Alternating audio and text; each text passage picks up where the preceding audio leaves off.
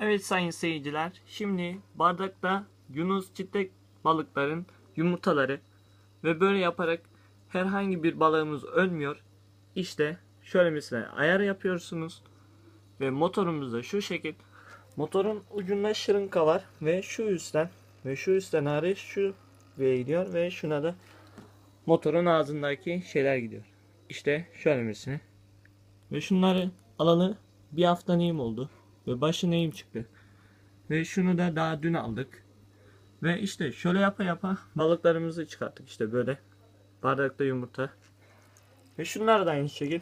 Bunların daha dün çıkarttığımız, yani şu bardaktan çıkarttığımız yumurtalar. Ve şunları da 2 hafta neyim oluyor çıkartalı.